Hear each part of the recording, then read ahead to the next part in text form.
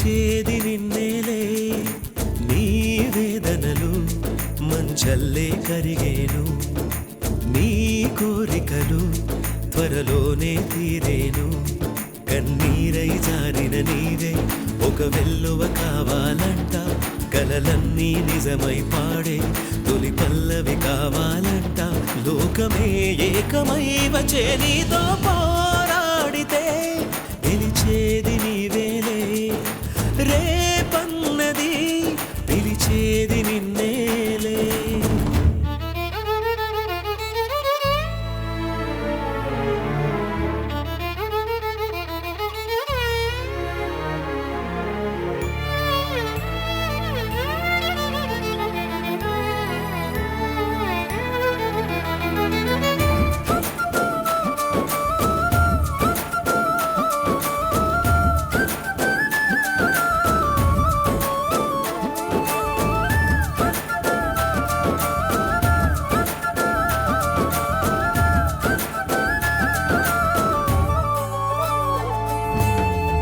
మగువన్నది వజ్రాయుధం కొండల్ని పిండే చేస్తుంది మగువన్నది ఆగని రథం ఆపదల అంతే చూస్తుంది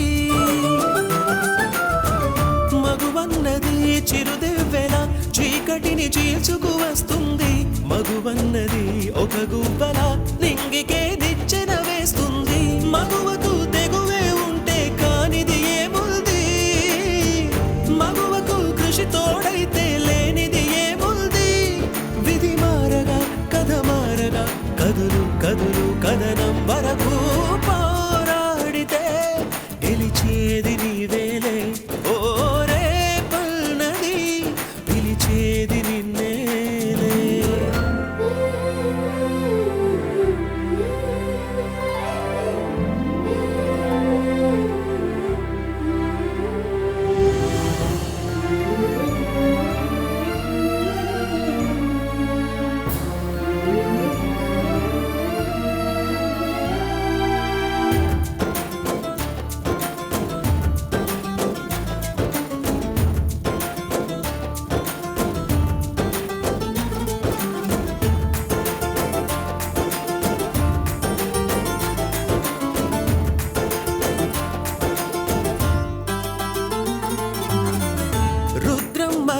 నాగమ్మల స్త్రీ శక్తి నీలో ఉన్నదిలే అవలన్నది సబలైనది ఆచరిత కాలం కన్నదిలే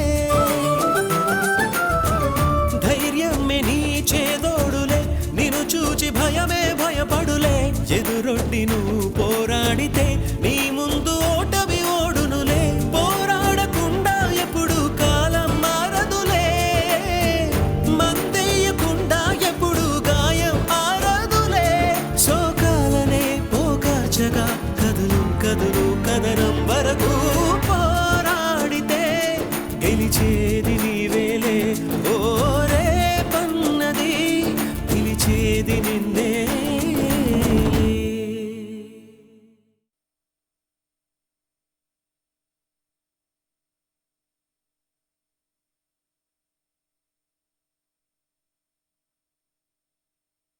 నేననేది కరెక్టే ఆంటీ నాన్న నన్ను దూరంగా ఉంచిన నాళ్ళు దుఃఖానికి దూరంగా ఉన్నారు నన్ను ఆదరించడం మొదలుపెట్టారు సంతోషం దూరమైంది నా మీద చూపించే ప్రేమే ఆయనకి ఇబ్బందులు కలిగిస్తుంది అందుకే నా మీద ఎవరు ప్రేమ చూపించినా నాకు భయం వేస్తుంది ఎక్కడ వాళ్ళని కష్టాలు చుట్టుముట్టేస్తాయని బాధపడుతుంటాను శ్రావణి ఏడవకమ్మా ఎన్ని కష్టాలు వచ్చినా లక్ష్య పెట్టకూడదు భయపడకూడదు ధైర్యంగా ఉండు అయినా నీ వెంట మీ నాన్నున్నాడు కదా మీ నాన్న నిన్ను చదివిస్తానంటున్నాడు కదా నువ్వు బాగా చదివి ఆ తర్వాత మంచి ఉద్యోగం చూసుకుని ఓ బుద్ధిమంతుడిని చూసి పెళ్లి చేసుకున్నావంటే నీ కష్టాలన్నీ తీరిపోయి సంతోషంగా బతకొచ్చు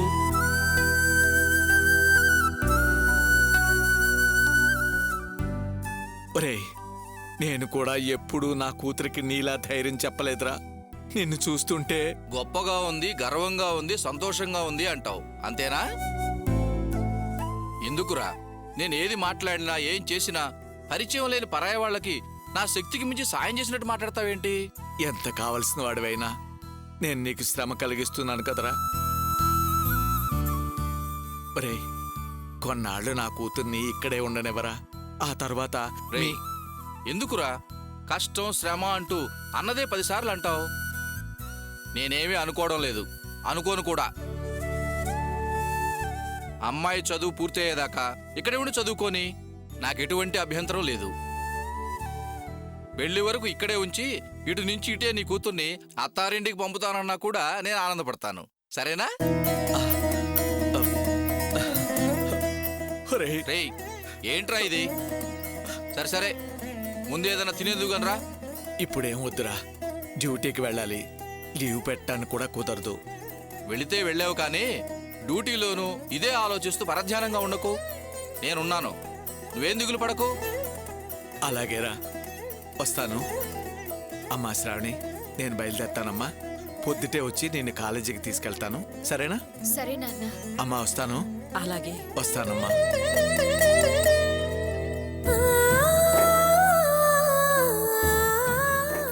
ఏంటి ఇంకా నిలబడ్డావేంటి? పాపం వీళ్ళని చూడు, ఆకలిగా ఉన్నట్టుంది. త్వరగా భోజనాలు పెట్టు, పెందలాడే పడుకుంటారు. పొద్దున్నే అమ్మాయి కాలేజీకి వెళ్ళాలి కదా. ఇదిగో చిటికలో రెడీ చేస్తా. చూడమ్మా, భోంచేసి ప్రశాంతంగా నిద్రపో. నీకే కష్టం రాకుండా మీ నాన్న చూసుకుంటాడు కదా. నువ్వు శ్రద్ధగా చదువుకో, వేరే ఆలోచనలు రానీకు, సరేనా? హ్మ్, సరేనమ్మా, ముందు మీరు వెళ్ళి ఫ్రెష్ అప్ అవ్వండి. అలాగే. ఆ,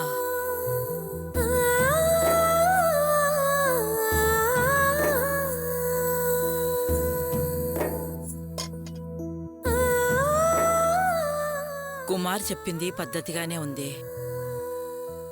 ఏ విషయం గురించి నువ్వు మాట్లాడేది? నువ్వు బాగా చదువుకొని మంచి ఉద్యోగం సంపాదించుకొని మంచి అబ్బాయిని పెళ్లి చేసుకుంటే నీ కష్టాలన్నీ గట్టెక్కినట్టే. ఈ కాలంలో బుద్ధిమంతులైన కుర్రాళ్ళు దొరకడం చాలా కష్టమే. దొరికిన వాళ్ళని పోగొట్టుకుంటే మనకే నష్టం. ఏ మూర్ఖుడి చేతిలోనో పడితే జీవితకాలం కష్టాలు కన్నీళ్లే.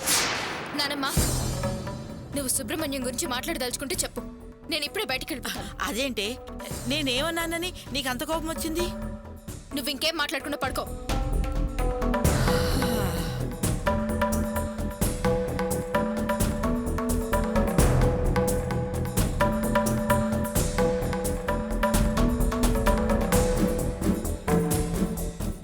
ఏమిటో, అందంగా ఉన్నవాడికి మంచి గుణం ఉండదు, మంచి గుణం ఉన్నవాడికి అందం ఉండదు. రెండూ ఉన్నవాడిని వద్దనుకుంటే తప్పు మనదే అవుతుంది.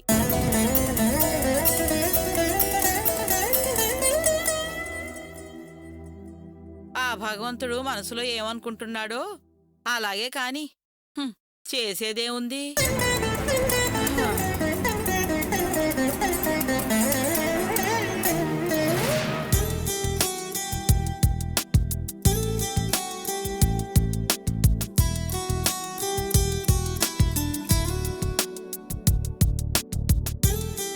చెప్పడానికి ఇబ్బంది అయితే చెప్పొద్దు, అంతేకాని చేతులు కడిగేసుకుంటాను, మనసు మార్చేసుకుంటాను అనద్దు. నేను తట్టుకోలేను.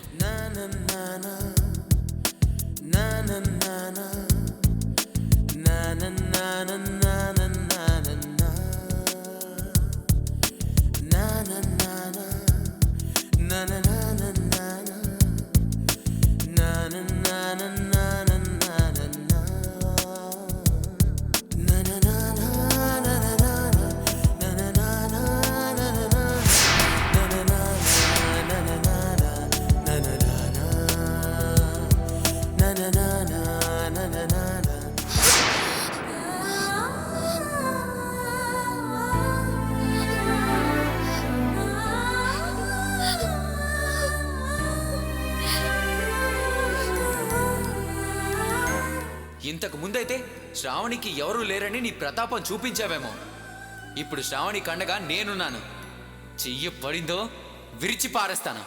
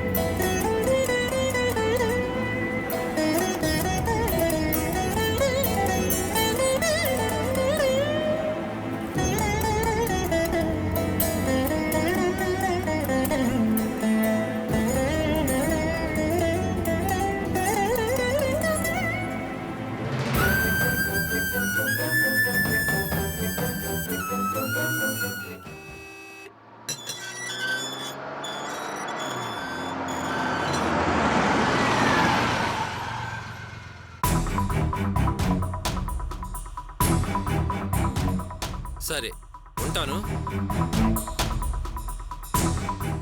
నితీష్,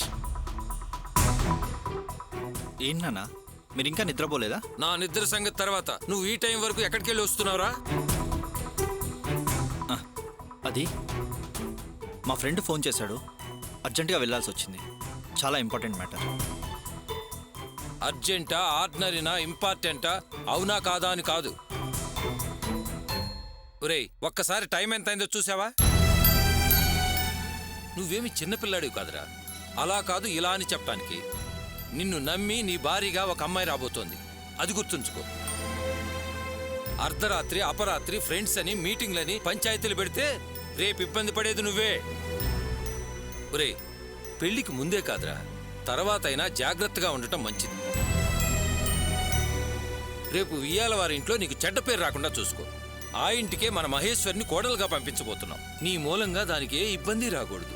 అది కాస్త మనసులో పెట్టుకుని మసులుకో. అర్థమైందా? మళ్ళీ మళ్ళీ నీకు చెప్పే అవకాశం నాకివ్వకు, ఓకేనా? సరే నాన్న. సరే.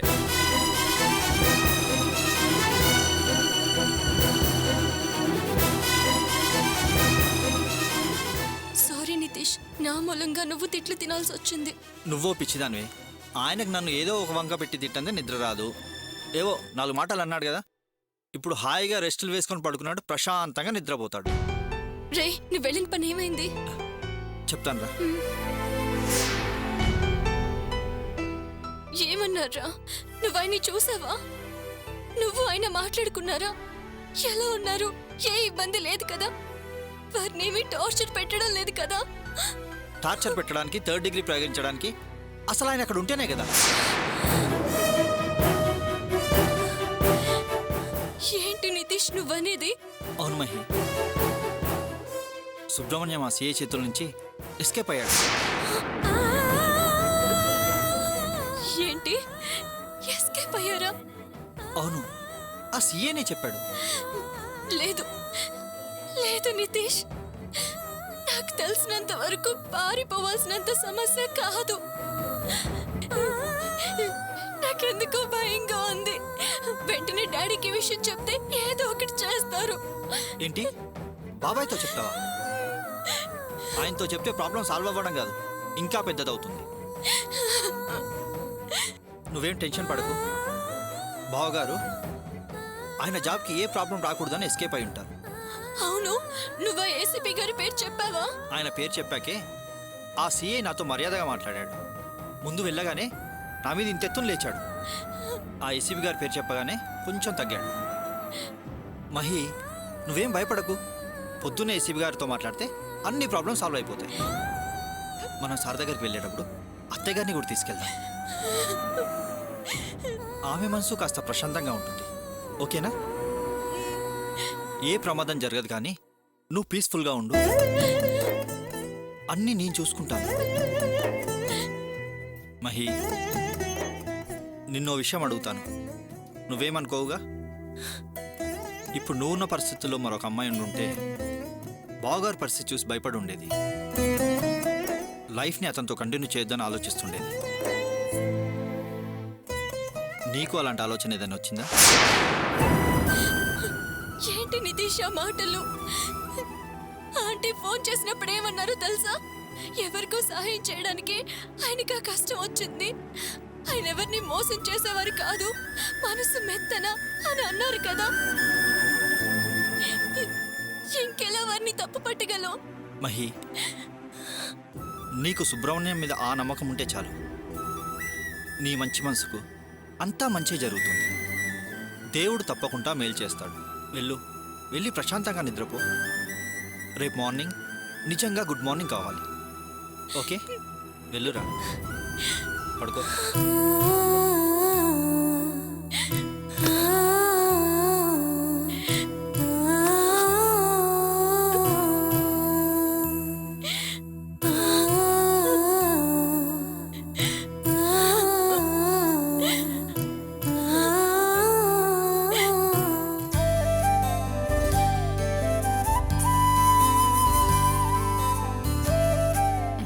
తొందరగా సర్దుకోవే.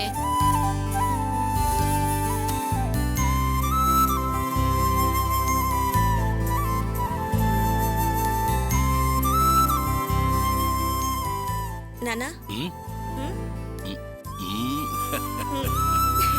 అగజానన పద్మార్గం గజానన మహర్నిశం అనేకదంతం భక్తానాం ఏకదంతం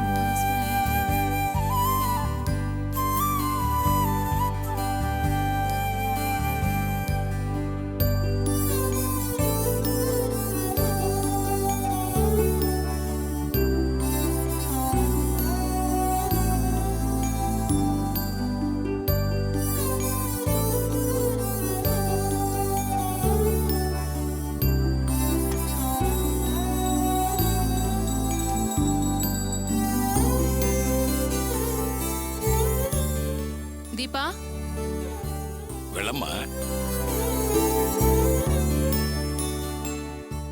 మొట్టమొదటి రోజు ఇంజనీరింగ్ కాలేజ్కి వెళ్తున్నావు. దేవుడికి దండం పెట్టుకో.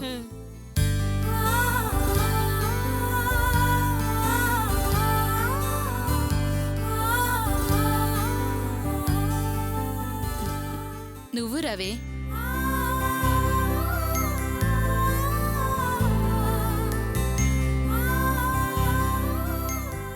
హారతి తీసుకోండి. ఆ, వాళ్ళకిచ్చావుగా అది చాలు. నాకు నా వృత్తే దైవం. అవును, ఏమిటి ముడుపులు కట్టావు?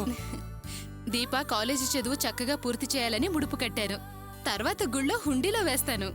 మ్మ్. అసలు లంచం అనేది మన దేశంలో ఎక్కడ పుట్టిందో నాకిప్పుడు పూర్తిగా అర్థమైపోయింది. అయ్యో, భగవంతుడి గురించి అలాంటి మాటలు మాట్లాడకండి. దేవుడు కన్నెర చేస్తే కష్టాల పాలు కావాల్సి వస్తుంది. ఏమే, ఇది తీసుకెళ్ళి అక్కడ పెట్టు. చూడు దీపా, నువ్విప్పుడు కాలేజ్కి వెళ్ళి చదువుకోగలుగుతున్నావు అంటే దాని వెనకాల ఎంత కష్టం ఉందో నీకు బాగా తెలుసు.